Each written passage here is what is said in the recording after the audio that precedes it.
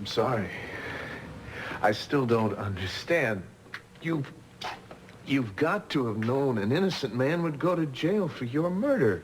How could you let that happen? I didn't know. I was too young to read newspapers, and they didn't have a television where I ended up. I mean, it wasn't exactly the kind of place where we watched the news every night.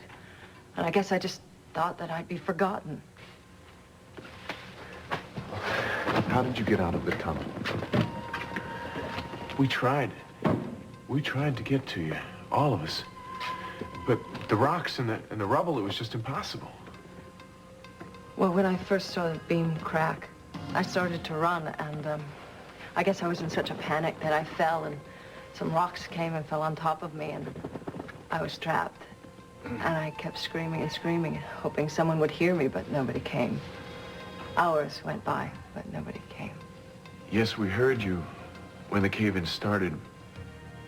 But then... Cassie,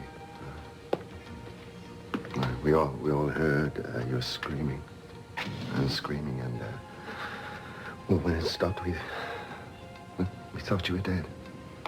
But what about you, Mason? I mean, you just left before the tunnel collapsed. Didn't you hear anything? No. When I left the tunnel, I headed straight home. I ran all the way because I was afraid someone would see me and ask where I'd been, and I didn't know anything about a cave-in in the tunnel until a few weeks ago. None of you told? Cassie, we all thought you were dead. Cassie must be wondering why we never told anyone. Why we let an innocent man be blamed. I know. Well, I don't. I'd be very interested in hearing. It was the treasures, right? You were afraid they'd be discovered. How did you get out of the tunnel? Well, after I couldn't scream anymore, I guess I passed out, and a long time passed. Finally, I had enough strength to get up, and I used this wooden beam to lever a large rock off of me, and finally, I cleared a small space to crawl through. What'd you do when you got out? Well, it wasn't quite light yet, and I started to make my way back to the children's home. But then suddenly I found myself turning and heading in another direction. I was afraid that if I went back, they would just send me to the Capwell house, and I was terrified of that. As belated and inadequate as it sounds, I'm sorry. You were a very unhappy boy. Yes, well, the crazy thing was that I identified with you. I felt more like an orphan than you were in my own house. Well, I think you can all understand why I didn't want to go back. I was afraid of everything. I was afraid of the gardener, Mr. Pressman, but I certainly didn't expect that he would be accused of my murder, or that he would be sentenced to die for that. Cassie, when did you find that out? Actually, that was strange. It was a few weeks ago, and I suddenly had this incredible desire to return to my home country, and I didn't know why.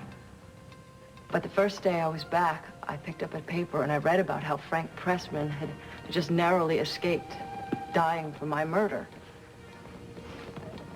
And I knew that that was the reason that I was back. And then I read about Ethan being involved, and I knew I had to come back and find all of you and tell the truth. I want to hear more about those treasures you were talking about earlier. What were all of you so afraid would be discovered if the tunnel were dug up? We were stealing things. Stephen. Ethan. I'm just as ashamed as you are about it. But how much longer are we going to continue to hide the truth? Concealing the truth has brought us nothing more than disaster. We had been stealing watches and jewelry, silverware from the polo club, anything we could find. Well, how Dickensian. The poor little orphan boys picking people's pockets in their spare time. They were trying to buy their freedom. You can't understand that, can you? They needed to believe that someday they would be able to stop relying on the kindness of strangers or the cruelty. They were trying to make their own way. Still, it was wrong.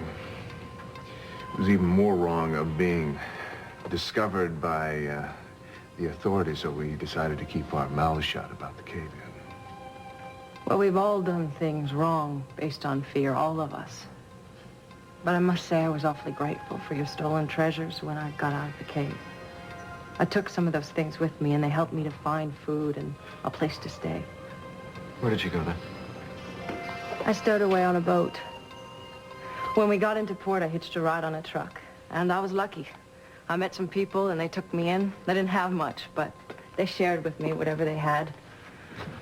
And eventually, I went to school, and I worked. Until one day, I knew that I had to come back and take a look at the place where I began.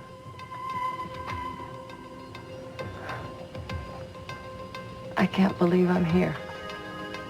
The place that I swore I'd never come back to. Staring at the grown-up faces of boys that I thought I forgot about years ago. And the strange thing is, it feels like home. Sorry. It's okay.